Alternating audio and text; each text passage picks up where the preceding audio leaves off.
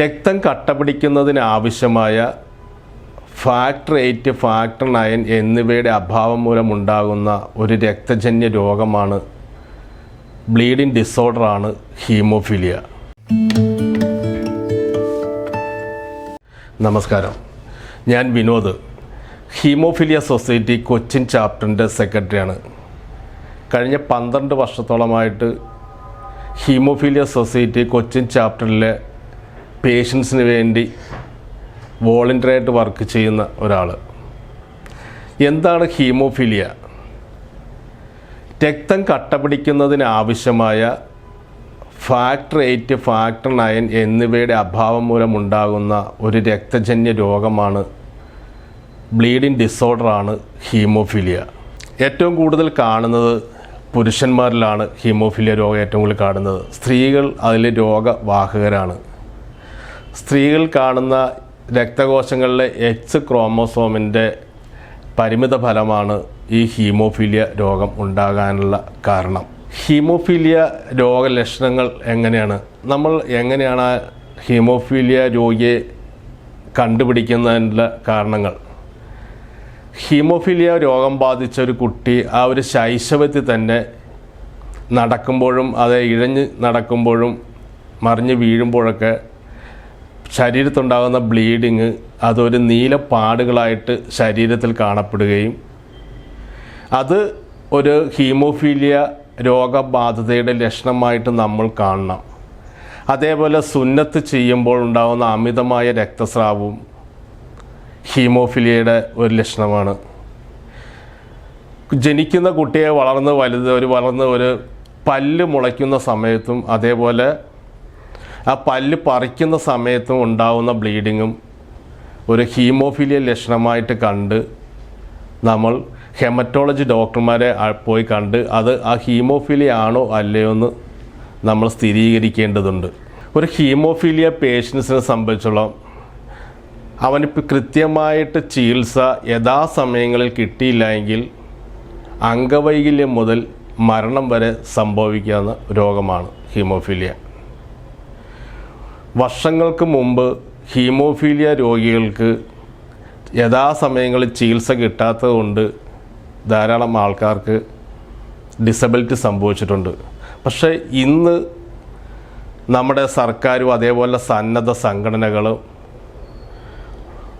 അവർക്ക് വേണ്ടിയുള്ള ആധുനികമായ മരുന്നുകൾ നൽകിക്കൊണ്ട് അവരെ ഒരു ജീവിതത്തിലേക്ക് തന്നെ തിരിച്ചു കൊണ്ടുവന്നിട്ടുണ്ട്. ഇപ്പോൾ ഈ കാലഘട്ടത്തിൽ ഹീമോഫീലിയ രോഗം സ്ഥിരീകരിച്ചു കഴിഞ്ഞാൽ തീർച്ചയായിട്ടും നിങ്ങൾ തൊട്ടടുത്തുള്ള ഹീമോഫീലിയ സൊസൈറ്റിയെ ബന്ധപ്പെടുകയോ അതല്ലെങ്കിൽ സർക്കാർ സംവിധാനമായ ഹീമോഫീലിയ ട്രീറ്റ്മെൻറ്റ് സെൻറ്റർ എല്ലാ ജില്ലാ ഹോസ്പിറ്റലുകളുണ്ട്. അതാത് ജില്ലാ ഹോസ്പിറ്റലുകളിലെ ഹീമോഫീലിയ ട്രീറ്റ്മെൻറ്റ് നോഡൽ ഓഫീസർമാരെ ബന്ധപ്പെടേണ്ടതാണ്.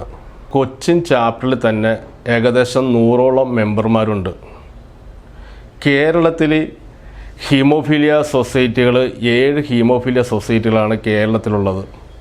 ഏകദേശം 7 സൊസൈറ്റിയിലും കൂടി 2000ഓളം ഹീമോഫീലിയ പേഷ്യൻസുകളാണ് രജിസ്റ്റർ ചെയ്തിരിക്കുന്നത്. ഹീമോഫീലിയ സൊസൈറ്റി നമ്മുടെ പേഷ്യൻസിന് ചെയ്യുന്ന സേവനങ്ങൾ, ഒരു ഹീമോഫീലിയ സൊസൈറ്റി ഹീമോഫീലിയ ഫെഡറേഷൻ ഇന്ത്യയുടെ അഫിലിയേറ്റഡ് ചാപ്റ്ററാണ്. അതായത് ഹീമോഫീലിയ ഫെഡറേഷനിൽ നിന്നും കിട്ടുന്ന സഹായങ്ങൾ ഹീമോഫീലിയ സൊസൈറ്റി ചാപ്റ്റർ വഴിയാണ് പേഷ്യൻസിന് ഞങ്ങൾ നൽകുന്നത്.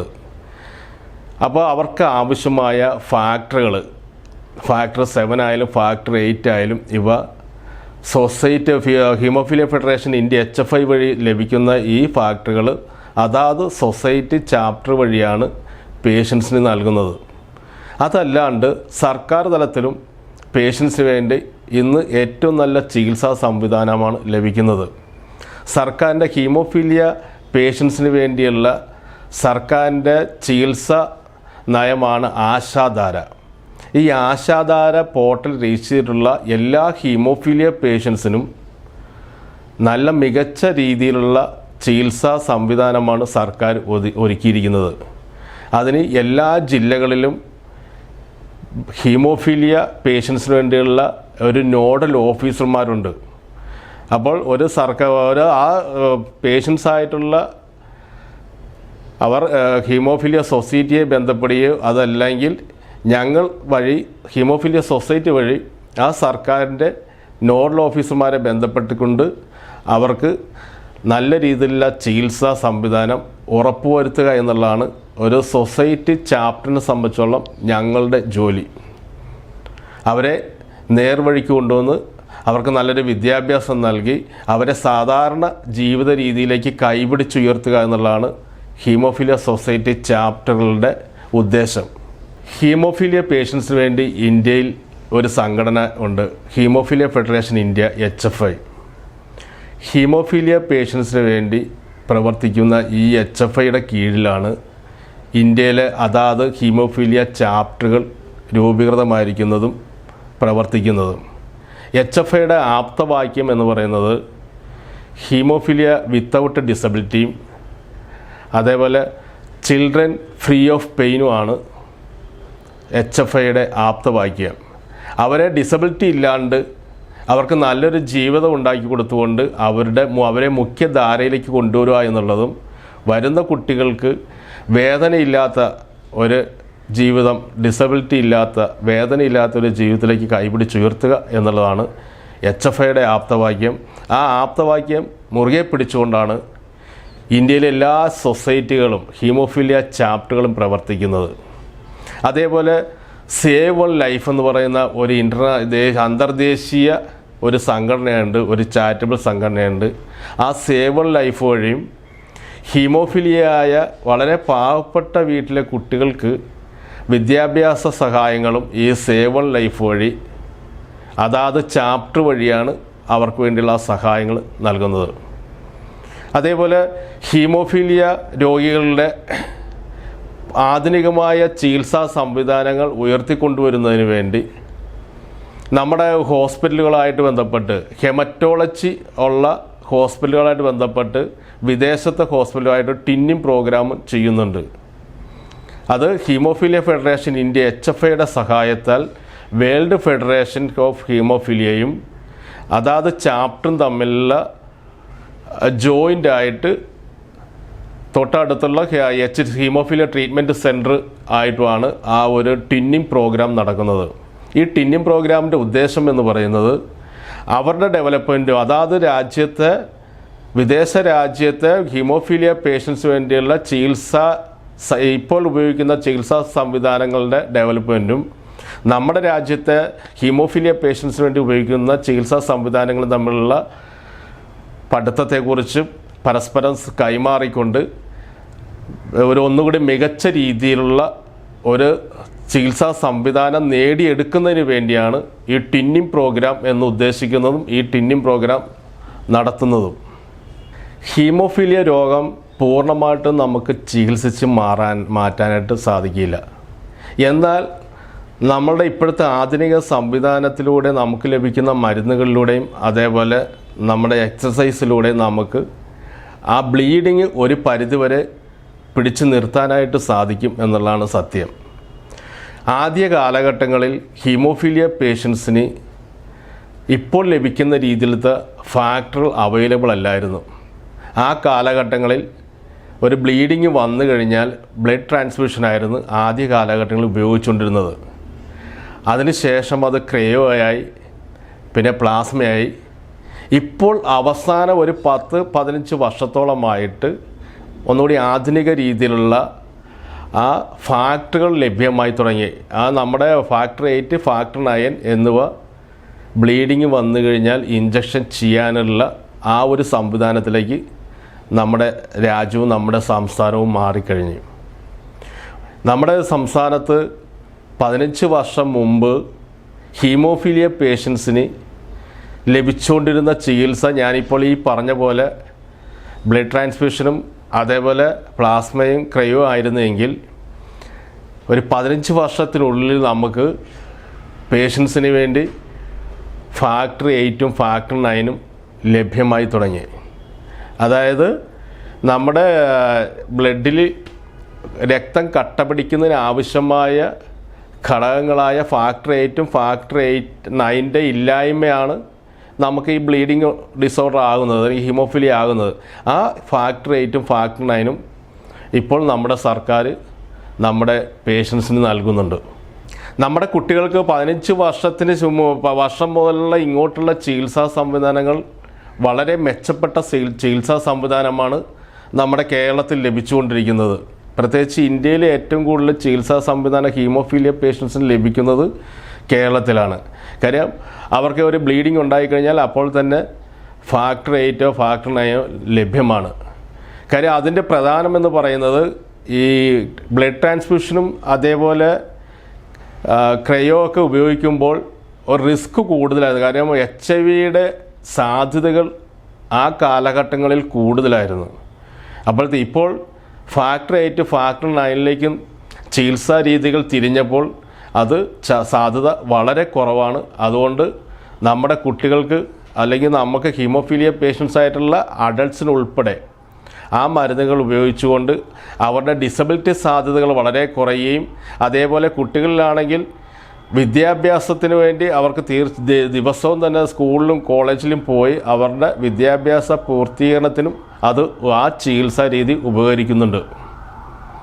പിന്നെ ഇപ്പോൾ അവസാനമായിട്ട് കേരള സർക്കാർ വളരെ ഒരു വിപ്ലവകരമായ ഒരു തീരുമാനമെടുത്തിരിക്കുകയാണ്. അത് 18 വയസ്സ് വരെയുള്ള കുട്ടികൾക്ക് എമിസിസ്മാവ് എന്ന് പറയുന്ന ഒരു ട്രീറ്റ്മെൻ്റ് ഉണ്ട്. ആ ട്രീറ്റ്മെൻറ്റ് കൊടുക്കാനായിട്ട് തീരുമാനമായി. അത് ബ്ലീഡിങ് ഒരു 0% കൊണ്ടുവരിക, ബ്ലീഡിങ് കുറച്ചുകൊണ്ട് സീറോ ബ്ലീഡിങ്ങിലേക്ക് കൊണ്ടുവരിക എന്നുള്ള ഒരു ലക്ഷ്യത്തിന് വേണ്ടി വളരെ വിദേശ രാജ്യങ്ങൾ, പ്രത്യേകിച്ച് യൂറോപ്യൻ രാജ്യങ്ങൾ ഉപയോഗിക്കുന്ന ചികിത്സാ രീതിയാണ്, വളരെ എക്സ്പെൻസ് ആയിട്ടുള്ള ചികിത്സാ രീതിയാണ് എമിസിസ്മാവിൻ്റെ ചികിത്സാ രീതി. ആ രീതി കേരളത്തിൽ ഇപ്പോൾ കഴിഞ്ഞ ആഴ്ച മുതൽ നടപ്പിലാക്കിയിരിക്കുകയാണ്. അപ്പോൾ അതുകൂടി വരുമ്പോൾ തീർച്ചയായിട്ടും നമ്മുടെ കുട്ടികൾക്ക് ഭാവി വളരെ സുരക്ഷിതമായിരിക്കും. അവർക്ക് ബ്ലീഡിങ് ഉണ്ടാകത്തില്ല, അവർക്ക് നല്ലൊരു വിദ്യാഭ്യാസം ഉണ്ടാവും. എല്ലാ രീതിയിലുള്ള ആധുനിക ചികിത്സാ രീതികളും ഈ 18 വയസ്സിലുള്ള കുട്ടികൾക്കുണ്ട്. അതേപോലെ തന്നെ 18 വയസ്സിന് ശേഷമാണെങ്കിൽ തന്നെ അവർക്ക് ആവശ്യമുള്ള ഫാക്ടർ 8ഉം ഫാക്ടർ 9ഉം എല്ലാം ഇന്ന് നമ്മുടെ സർക്കാർ സംവിധാനത്തിലൂടെ ലഭിക്കുന്നുണ്ട്. സർക്കാർ സംവിധാനത്തിലൂടെ മാത്രമല്ല, ഹീമോഫീലിയ ഫെഡറേഷൻ ഇന്ത്യ വഴി അതാത് ചാപ്റ്റർ വഴിയും ഫാക്ടർ 8ഉം ഫാക്ടർ 9ഉം ഇവയെല്ലാം ലഭ്യമാക്കി കൊടുക്കുന്നുമുണ്ട് സൊസൈറ്റി വഴി എന്നും എടുത്തു പറയേണ്ട ഒരു കാര്യമാണ്. ഹീമോഫീലിയ രോഗം പൊതുവെ പുരുഷന്മാരിലാണ് കാണുന്നതെങ്കിലും വളരെ അപൂർവമായിട്ട് 1% സ്ത്രീകളിലും ഹീമോഫീലിയ രോഗം കാണുന്നുണ്ട്. എന്നാൽ ഹീമോഫീലിയ രോഗവാഹകരാണ് സ്ത്രീകളിൽ ഏറെയും. സ്ത്രീകളിലുള്ള നമ്മുടെ കോശങ്ങളിലെ എക്സ് ക്രോമസോമിൻ്റെ ഒരു ജനിതക വൈകല്യമാണ് ഈ ഹീമോഫീലിയ രോഗം ഉണ്ടാകാനുള്ള പ്രധാന കാരണം. നമ്മുടെ കോശങ്ങളിലെ സ്ത്രീകളിലായിട്ട് രണ്ട് എക്സ് ക്രോമസോമുകളും പുരുഷന്മാരിൽ XY ക്രോമസോമുകളുമാണ്. സ്ത്രീകളിലെ വൈകല്യമുള്ള ഈ ജനിതക വൈകല്യമുള്ള എക്സ് ക്രോമസോമും പുരുഷന്മാരിലെ എക്സ് ക്രോമസോമും തമ്മിലുള്ള സംയോജനത്തിലാണ് ഹീമോഫീലിയ രോഗം തുടങ്ങുന്നത്. ഹീമോഫീലിയ രോഗം പൊതുവെ പുരുഷന്മാരിലും സ്ത്രീകളിൽ രോഗവാഹകരുമായിട്ടാണ് സാധാരണ കാണുന്നത്. ഹീമോഫീലിയ രോഗം പൊതുവെ കൂടുതലും കാണപ്പെടുന്നത് പുരുഷന്മാരിലും സ്ത്രീകളിൽ വാഹകരുമായിട്ടാണ് കാണുന്നത്. സ്ത്രീ കോശങ്ങളിലെ എക്സ് ക്രോമസോമുകളിൽ ഒരു എക്സ് ക്രോമസോമ് ജനിതക വൈകല്യമുള്ളതും എന്നാൽ പുരുഷന്മാരിലെ XY ക്രോമസോമുകളിൽ ഈ സ്ത്രീകളിലെ ജനിതക വൈകല്യമുള്ള എക്സ് ക്രോമസോമും Y ക്രോമസോമും എന്നുള്ള സംയോജനത്തിലാണ് ഹീമോഫീലിയ രോഗം ഉണ്ടാകുന്നത്.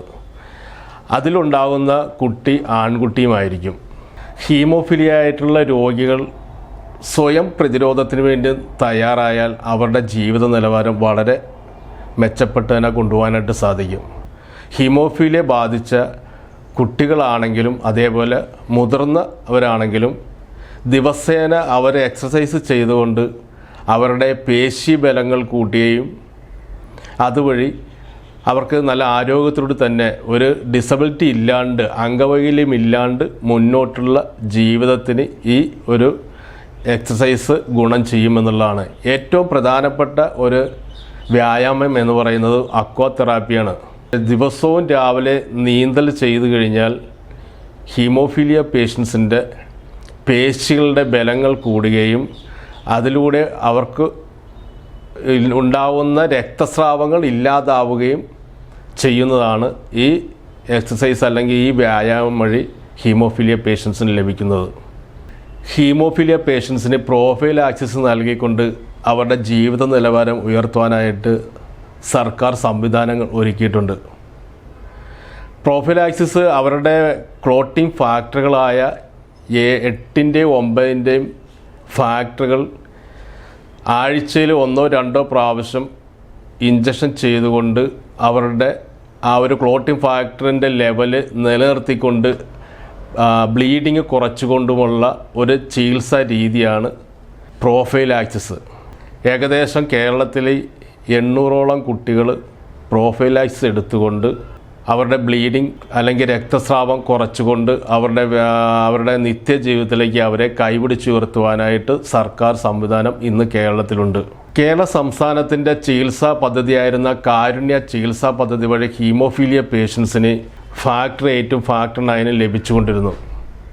ആ കാലഘട്ടത്തിൽ തന്നെ ഹീമോഫീലിയ പേഷ്യൻസിന് വേണ്ടി പ്രോഫൈലാക്സിസ് ചികിത്സകൾ ലഭിച്ചുകൊണ്ട് അവരുടെ ഉന്നതമായ വിദ്യാഭ്യാസത്തെയും അതേപോലെ ജീവിത നിലവാരത്തെയും സഹായിച്ചുകൊണ്ടിരുന്നു.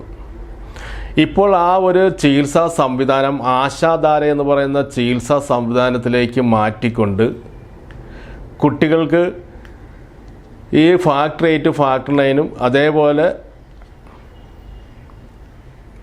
കുട്ടികൾക്ക് ഫാക്ടർ 8 ഫാക്ടർ 9 പ്രോഫൈലാക്സിസ് ആയിട്ട് ആശാധാരയിലൂടെയും ലഭിച്ചുകൊണ്ടിരിക്കുകയാണ്.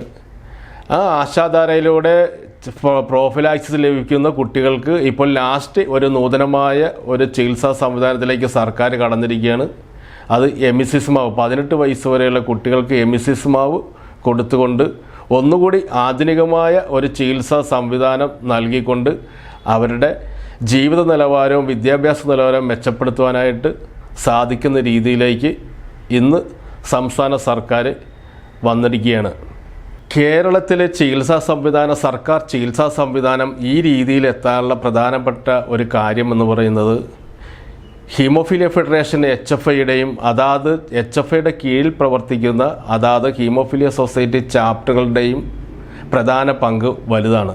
ഹീമോഫീലിയ സൊസൈറ്റികൾ കേരളത്തിൽ തന്നെ 7 ഹീമോഫീലിയ സൊസൈറ്റികൾ അവർ ഒന്നിച്ച് പ്രവർത്തിച്ചുകൊണ്ട് ഒരു കേരള ഹീമോഫീലിയ കോർഡിനേഷൻ കമ്മിറ്റി രൂപീകരിച്ചുകൊണ്ട് ആ കേരള ഹീമോഫീലിയ കോർഡിനേഷൻ കമ്മിറ്റിയിൽ നിന്നും പ്രധാനപ്പെട്ട ആൾക്കാരെ തിരഞ്ഞെടുത്തുകൊണ്ട് അവർ സർക്കാർ പ്രതിനിധികളെയും മന്ത്രിമാരെയും കണ്ടുകൊണ്ട് ചികിത്സാ സംവിധാനങ്ങൾ ഇന്ന ചികിത്സാ സംവിധാനങ്ങൾ കൊണ്ടുവന്നാൽ കേരളത്തിലെ ഹീമോഫീലിയ പേഷ്യൻസിന് മെച്ചപ്പെട്ട വിദ്യാഭ്യാസവും അതേപോലെ അവരുടെ മെച്ചപ്പെട്ട ജീവിത സൗകര്യങ്ങളും സാധാരണക്കാരെ പോലെ ലഭിക്കുമെന്നുള്ള രീതിയിൽ ചികിത്സാ സംവിധാനങ്ങൾ കിട്ടാൻ വേണ്ടി അവരുടേതായ ഒരു അഡ്വക്കസി അവരെ ഉപദേശിച്ചുകൊണ്ട് നിരന്തരമായ അവരിൽ നിന്നും നമുക്ക് ഉപദേശങ്ങൾ നൽകിക്കൊണ്ടാണ് ഈ രീതിയിലത്തെ ഒരു ചികിത്സാ സംവിധാനം കേരള സർക്കാർ എത്തിയത് എന്നുള്ളതും വളരെ പ്രധാനപ്പെട്ട ഒരു കാര്യമാണ്.